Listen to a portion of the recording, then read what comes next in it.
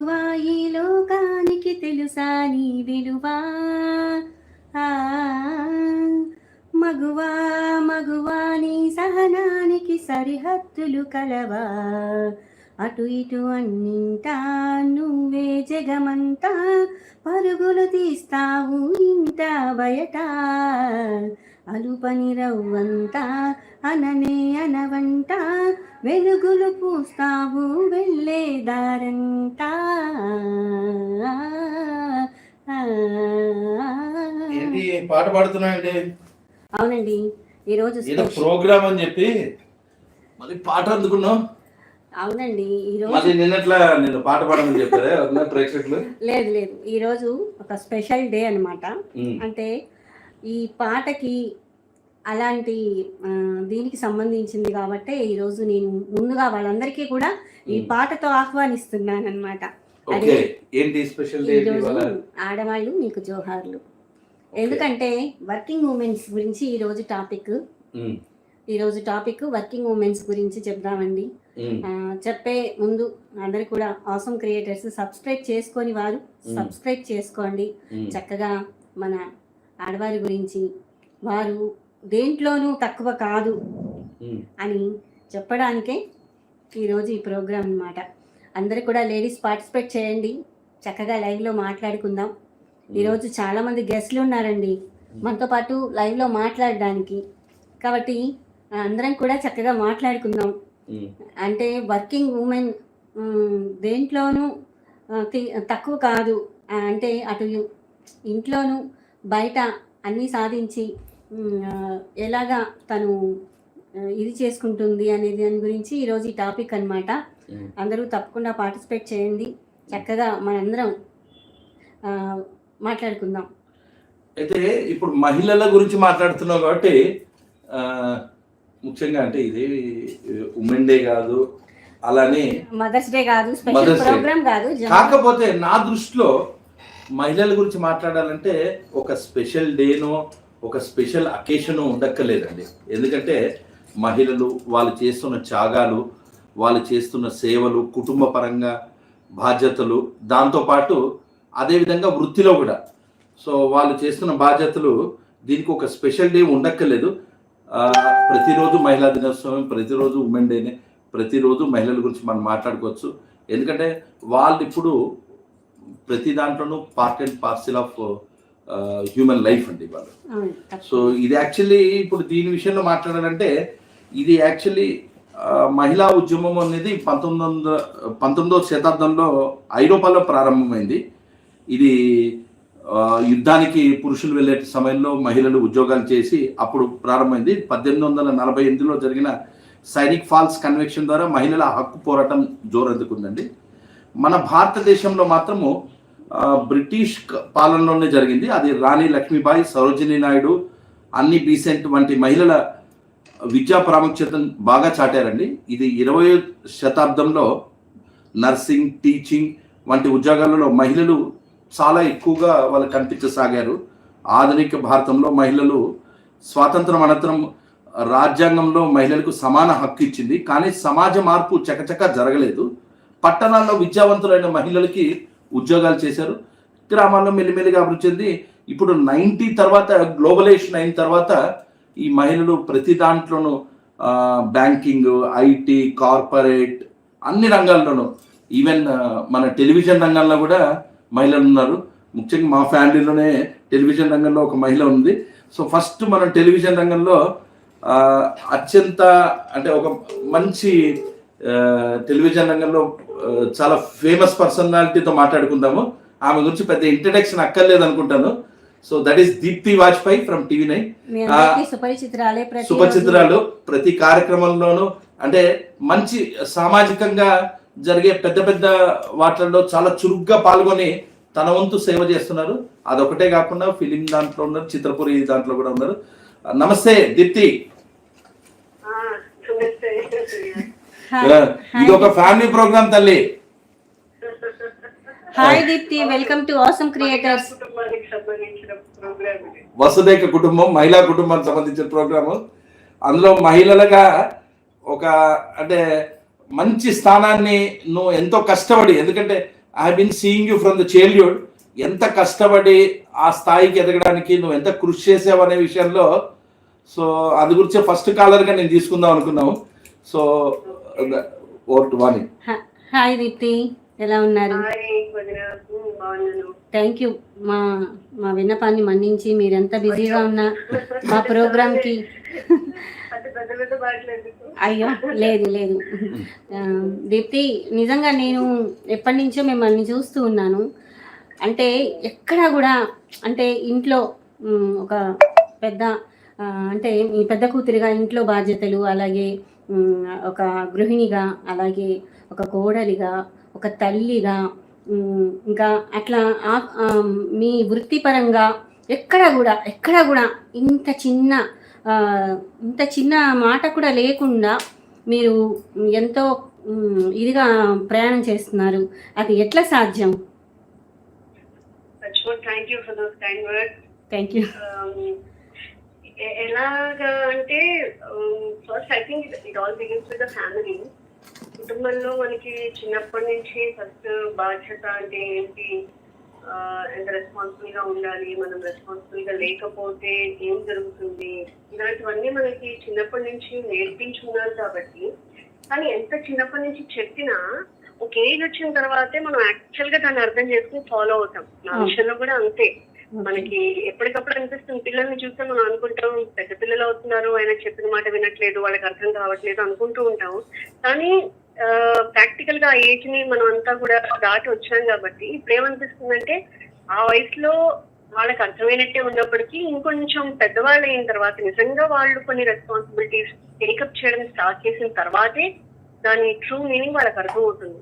చిన్నప్పటి నుంచి mummy daddy ఏం చెప్పినా అవి వినడం, అవి ఫాలో అవ్వడము, కొన్నిసార్లు చేయకపోవడము, కొన్నిసార్లు తిట్లు తినడము, ఇలాంటివన్నీ నా విషయంలో కూడా జరిగాయి. బట్ వన్స్ మనకంటూ ఒక బాధ్యత అప్పచెప్పిన తర్వాత మనమంటూ ఇక్కడ ఇంట్లో అనుకో మనం ఏం చేసినా చేయకపోయినా ఇంట్లో వాళ్ళు కాబట్టి తిట్టినా మనం పట్టించుకోము, చేసినా చేయకపోయినా వాళ్ళు దాని పెద్ద సీరియస్ గా తీసుకోరు. కానీ మనం వన్స్ ఒక సంస్థలోకి వచ్చిన తర్వాత, ఒక రెస్పాన్సిబుల్ పొజిషన్ లోకి వచ్చిన తర్వాత అలా చేస్తామంటే నడవదు.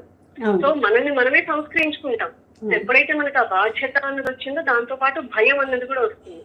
సో ఆ భయంతో మనం మరింత బాధ్యతగా పని చేయగలుగుతాం. సో నా విషయంలో నేను చేస్తున్న వర్కే నాకు బాధ్యత నేర్పించింది అని అనిపిస్తుంది.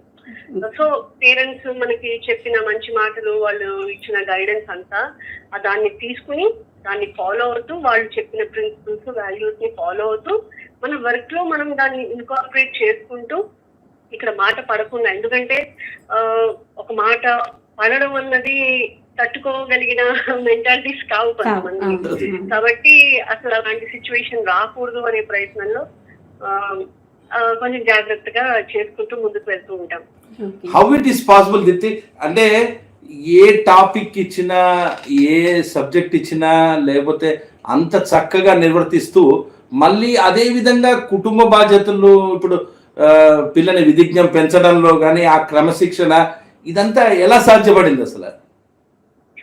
అంటే ఇంకా 100% సక్సెస్ అని నేను అనుకోవట్లేదు. ఎందుకంటే ఇంకా there is a lot to achieve. ఏ విషయంలో అంటే ఇప్పుడు రెస్పాన్సిబిలిటీస్ విషయంలోనే ఇప్పుడు ఎంత చేసినా కూడా మనం ఇంకొంచెం చేయొచ్చు, ఇంకొంచెం చేసి ఉండాల్సింది, అదే నేను ఆ టైంలో ఇలా ఉన్నాను, కొంచెం ఇలా ఉండుంటే బాగుండేది అని అనిపిస్తుంది. అదే పాప విషయంలో మాట్లాడుతున్నా కూడా వర్క్ లో బిజీ అయిపోతున్నాను, ఇంకొంచెం ఎక్కువ టైం నేను కేటాయించాలి అనే ఫీలింగ్ కలుగుతూ ఉంటుంది.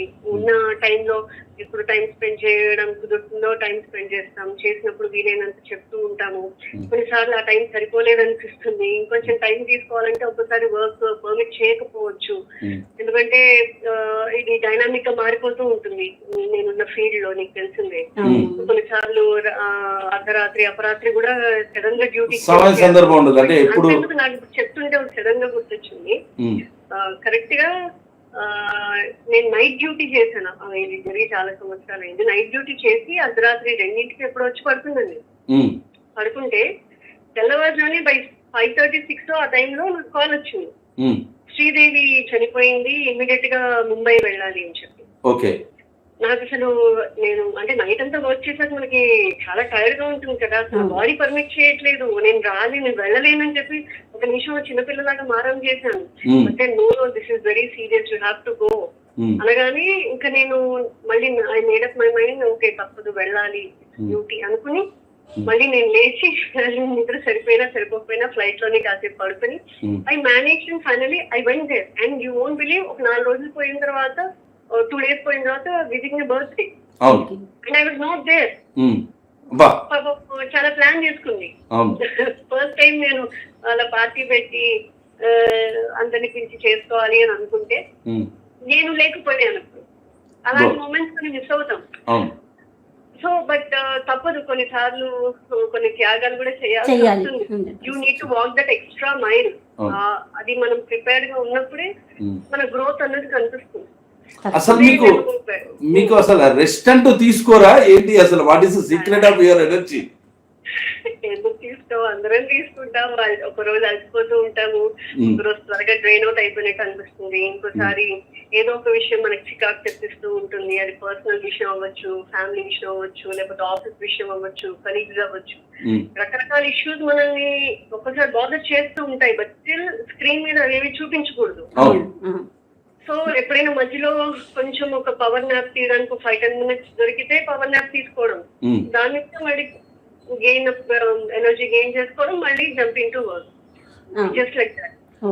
ఇంకొకటి కూడా దీప్తి, ఎవరు పని చేయలేరు, అందరికీ అది అవసరమే, లేకపోతే పని చేయదు. తప్పకుండా ఇంకోటి, మనం వర్కింగ్ ఉమెన్స్ కంపల్సరీ మనకి ఇంట్లో సపోర్ట్ కూడా అనేది ఎలా ఉంటే బాగుంటుంది?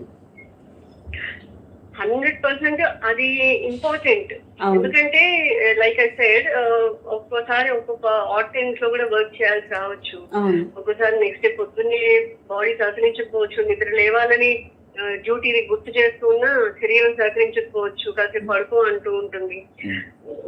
అలాంటప్పుడు చాలా సందర్భాల్లో పెళ్లికి ముందు గానీ పెళ్ళైన తర్వాత గానీ నాకు 100% సపోర్ట్ ఉంది. కాబట్టి డాడీ గురించి నీకు తెలుసు, డాడీ ఉంటాలో దాన్ని పడుకోనివ్వవే అని చెప్పి, లేదా నేను పడుకుంటే వచ్చి నాకు కాళ్ళు నొక్కేవాళ్ళు, లేదా పొద్దున్నే నేను లేచే టైం కాఫీ పెట్టి నాకు ఇచ్చేవాళ్ళు. ఇప్పుడైనా మా హస్బెండ్ అయినా సరే అంతే. సో ఆయన నన్ను వచ్చి లేబరు, టైం అయిపోయింది, హ్యావ్ టు గో డు అని. ఆయన చేయగలిగిందేమో ఆయన చేస్తారు, నేను లేచిన తర్వాత నేను చేయాల్సింది. అదృష్టం ఏంటంటే పిల్ల కూడా అదే విధంగా సహకారం మేము చూసాం కాబట్టి మాకు నిజంగా సపోర్ట్ అనేది ఉంది. కాబట్టి మీరు ఒకటే దీంట్లో మీరు అలా రాణించారు. ఎవరికైనా వర్కింగ్ ఉమెన్ లేకపోతే వర్కింగ్ ఉమెన్ కాదా అని కాదు, ఎవరికైనా ఫ్యామిలీ సపోర్ట్ అవసరం. బట్ ఫర్ వర్కింగ్ ఉమెన్ అది మోర్ ఇంపార్టెంట్. ఎందుకంటే బయట వెళ్ళి వాళ్ళు 2 డ్యూటీస్ చేస్తారు. మెయిన్ థింగ్ ఏంటంటే పని చేసే ఆడవాళ్ళు ఒక డ్యూటీ కాదు, వాడు ఒకసారి వెళ్ళి ఒక 1 సింగిల్ షిఫ్ట్ చేసుకుని వస్తారు. కానీ ఆడవాళ్ళు ఆఫీస్ కి వెళ్లే ముందు ఇక్కడ ఒక సగం షిఫ్ట్ చేసుకుని ఆఫీస్ కి వెళ్ళి మళ్ళీ వచ్చి మిగిలిన సగం చేసుకుని మళ్ళీ పడుకుంటారు. సో ఆల్మోస్ట్ 2 షిఫ్ట్లు నిద్రపోవడం తప్పితే మిగిలిన టైం అంతా పని చేస్తూనే ఉంటారు. ఇది ఇప్పుడు ఏంటంటే చాలా మంది మారారు, చాలా మంది కూడా గివ్ అండ్ టేక్ అన్నది బాగా అర్థమవుతుంది, కష్ట సుఖాలు అందరూ అర్థం చేసుకుంటున్నారు. కాబట్టి they are like sharing work.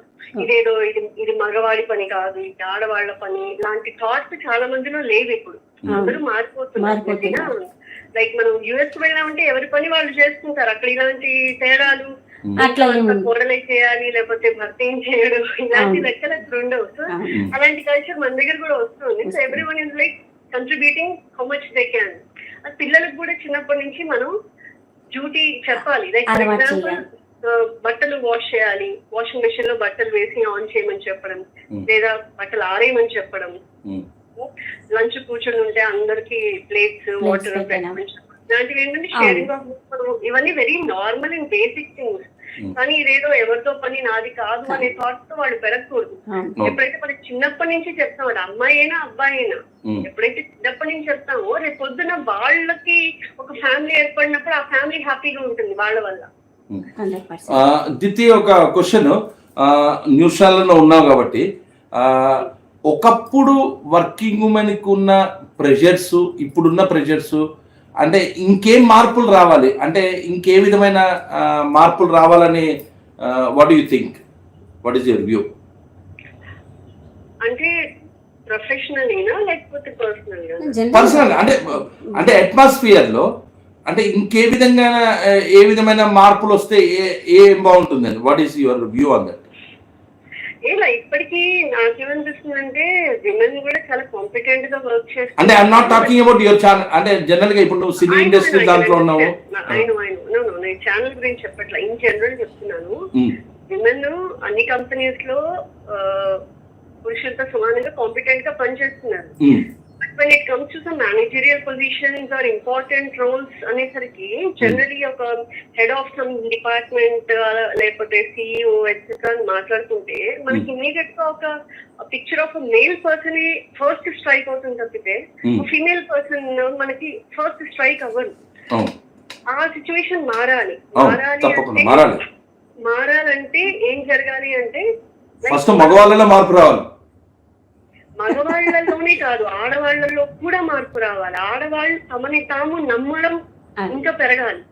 నేనేదో వచ్చాను, నేను డ్యూటీ చేసుకుని వెళ్తాను, నేను ఇంతకు మించి చేయలేను, నాకు మళ్ళీ నా బాధ్యత వేరే ఉన్నాయన్న ప్రయారిటైజ్ చేసేసుకుంటున్నారు. సో జాబ్ విషయానికి వచ్చేసరికి ఏదో ఐఎమ్ డూయింగ్ మై జాబ్, నేను కొంచెం శాలరీ డ్రా చేసుకున్నా, ఐఎమ్ హ్యాపీలీ లివింగ్ అనే థాట్ చాలా మందిలో ఉంటుంది. కానీ కొంతమంది అలా ఉండదు. జాబ్ లో కూడా ఫైటింగ్ స్పిరిట్ తో ఇంకా ఎదగాలన్న ధోరణితో చాలా మంది వర్క్ చేస్తారు. అలా చేసినప్పుడే you will reach greater heights. So the thought process of women herself have to change. తన గురించి తాను అనుకునేది, తన క్యాపబిలిటీస్ గురించి తను అనుకునే ఆలోచనలే మారాలి. అది మారినప్పుడు తను ఆటోమేటిక్ గా ఎదుగుతుంది. ఎదిగినప్పుడు సూర్యకిరణాన్ని అరచేతితో మనం ఆపలేమన్నట్టుగా ఎదుగుదలని ఎవరు ఆపలేరు. Once you have that in you, ఎవరు మనల్ని ఆపలేరు. I think that change needs to come. అందులోనూ ఇప్పుడు ఈ కాలంలో ఆడవారు దేంట్లోనూ తక్కువ కాదు అనడానికి ఈ మధ్య నాసా నుంచి వచ్చిన విలియమ్స్, ఆవిడ సునీత విలియమ్స్ ఒక మార్గదర్శకం అని కూడా మనం అనుకోవచ్చు. Thank you Deepti. So thank you Deepti, నీ అమూల్యమైన సమయం. అంటే ముఖ్యంగా అంటే వేరే టైం కన్నా అందులో ఇది ప్రైమ్ టైమ్, ముఖ్యమైన టైంలో నువ్వు కాస్త మా వ్యూవర్స్ కి అంటే కంప్లీట్ చేసుకుని వచ్చాను కాబట్టి I could immediately take your call. అయ్యుంటే మళ్ళీ నేను ఎత్తగలిగేదాన్నో కాదో తెలియదు, వర్క్ ఉంటుంది కాబట్టి. Anyway it was nice.